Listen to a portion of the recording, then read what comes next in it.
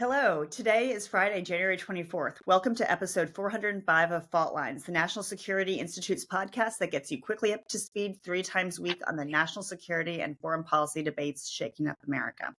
I'm NSI Senior Fellow Morgan Vigna, and I'm joined today by NSI Advisory Board member Les Munson, NSI Senior Fellow Amy Mitchell, and NSI Fellow Marc Raimondi. We are now a work week in to President Donald Trump's second term. And to say the administration has had a busy week is probably an understatement. We're at something like 41 EOs and counting. They range from immigration-related orders to withdrawing from the World Health Organization and even revoking the security clearances of those several dozen intelligence experts who signed the Hunter Biden laptop letter and that of his former National Security Advisor, John Bolton. Current National Security Advisor Mike Waltz is busy setting up the National Security Council, and in doing so, directed about 160 National Security Council staffers or detailees to work from home while the administration reviews staffing and tries to align it with Trump's agenda. Additionally, President Trump rescinded the security details of John Bolton, former Secretary of State Mike Pompeo, and Brian Hook, former Special Representative for Iran. As justification, Trump said, quote, "When you have protection, you can't have it for the rest of your life." Bolton, Pompeo, and Hook had originally been ordered the details because of active Iranian threats against them for their role in the killing of Qasem Soleimani, the former commander of the Iranian Revolutionary Guard Corps, during Trump's first term. This, of course, takes place while the threat continues to exist. In fact, late last year, President Trump found himself the target of an Iranian assassination plot. So here we are. We're going to break this down and talk about the implications of these directives. Les, welcome your thoughts on this. What in the world is going on here? Well, there's a lot going on, Morgan, and I don't pretend to have a great insight onto some of these questions. With respect to the National Security Council staff, I think this one makes sense to me. This is breaking a little bit of China, to be sure, but the National Security Council staff is the staff that is loyal to the president. They are not subject to Senate confirmation. They're the folks who carry out his policies throughout the government. It is critical that any president have people on that staff that he or she trusts, that they know will carry out what they've been told to do. That's how this is supposed to work. In the past, there have been a lot of detailees coming in from different agencies and departments. That may be changing. I think that's fine. The president needs to be able to trust the people he has working around him.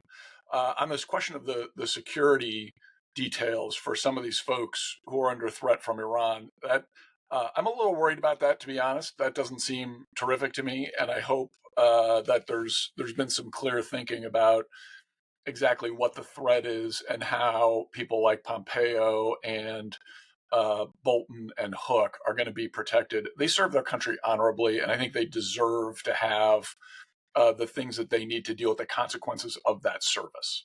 And some of that stuff is very high profile. And we've seen in other incidents, Iran is happy to carry out those threats against people. Look what happened to Salman Rushdie. This is not beanbag. This is real, and I hope we're dealing with it in a smart way. I think I'll leave it at that, Morgan. Yep. So, Marc, when we take a look at the Trump administration and its first week, I mean, no one can call the Trump administration, lackadaisical here. I mean, this administration clearly has done a 180 from the start of its, first term in getting folks ramped up and ready to go. I mean, this week has been packed, and they have certainly prepared well for this moment. How would you assess this first week, and in terms of getting to Les's point about the detailee issue? Well, I think they certainly brought a lot of the knowledge from the first term when he was the 45th president. And you're right, they came with a lot of ideas and a lot of action early on, which wasn't necessarily what we saw during the first transition from Obama to Trump. I think that they have learned from things that they didn't think went well during the transition last time. Perhaps one of those is that they didn't have the necessarily the right team in place at NSC. A lot of people don't understand, or maybe not have heard, that the NSC, over 90% of it are detailees from other agencies who are on non-reimbursable details there. So I do think that what they're really wanting to make sure right now is that the criteria that brought the people currently in the NSC are in line with the same criteria that they are looking for their NSC. When I first got to the NSC under the 45, HR McMaster brought all of the NSC staffers together and said, hey, everybody, it is not the president's job to conform to the NSC. It is our job to conform to the president and his directives and his people. And so I think that's really what you're seeing here. hmm So, Amy, you and I served together at DoD during the first Trump term, and we saw, I mean, as much as we wanted to focus on the Indo-Pacific, Iran was very much a focus of um, all of the Secretary of Defenses under Trump's first term. And I was there when we killed Qasem Soleimani, and I'm very aware of the precautions that many of our officials had to take during that time. How do you read this? Is this just one of those practical measure that Trump is himself a deterrent against Iranian threats on our people, or is this really a huge risk to former U.S. government officials? And what message does it send to the current national security folks in the administration? Well, I think the message it sends is that nothing's sacred anymore. And, you talk about the Soleimani strike,